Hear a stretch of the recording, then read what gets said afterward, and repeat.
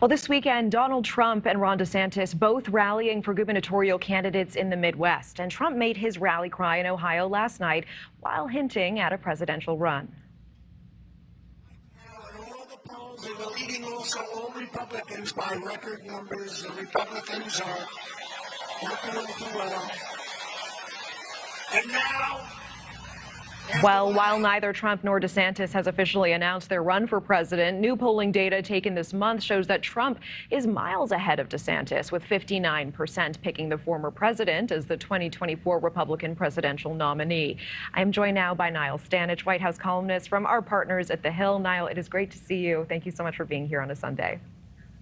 Great to be here, Natasha. So, Niall, despite these polling numbers, a new article from The Hill shows that Trump's favorability ratings actually were dropping to a new low now. How do you see a current matchup between Trump and DeSantis?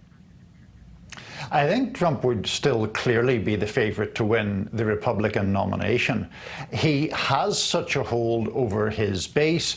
He is still viewed favorably by around 70 or 80% of Republican voters. And you pointed out what happens when polls are taken with a head-to-head between the former president and Governor DeSantis. Now, there are drawbacks for the former president. Obviously, he is under a lot of legal scrutiny, including the investigation in Mar-a-Lago.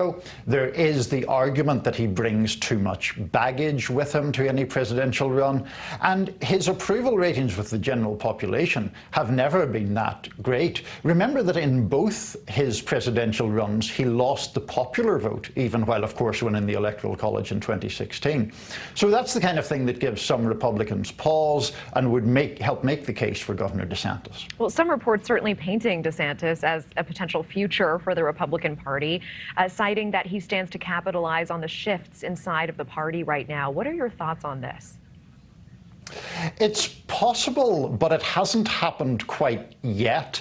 I guess when people refer to the shifts in the party, they're really referring to skepticism about whether former President Trump would win a general election again. I haven't seen any wide-scale Republican turning away from the MAGA populist kind of platform. In fact, if anything, we have seen what was once seen as mainstream Republicans increasingly sidelined. I mean, we saw, for example, Congresswoman Liz Cheney getting beaten very heavily in her primary.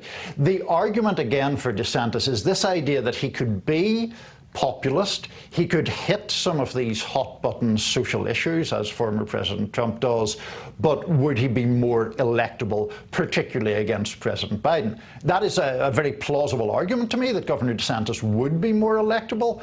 I'm just not sure that the argument has got enormous traction at the Republican grassroots level yet. All right. Well, and meanwhile, we are keeping an eye on midterms, including Pennsylvania's governor's race. There's a new poll there that shows that Republican candidate Dr. Oz and Democrat John Fetterman are really neck and neck right now. Last week, Fetterman actually tweeted out a picture, I'm hoping we can pull it up, a Jersey Boys meme in a response to reports that Dr. Oz and Republican Pennsylvania gubernatorial candidate Doug Mastriano were both registered to vote in New Jersey until just last year. Do you think this new information will have any sort of impact on their campaign? It could have something of an impact for a pretty simple reason, which is that in politics, the most damaging information is information that feeds into an existing negative perception.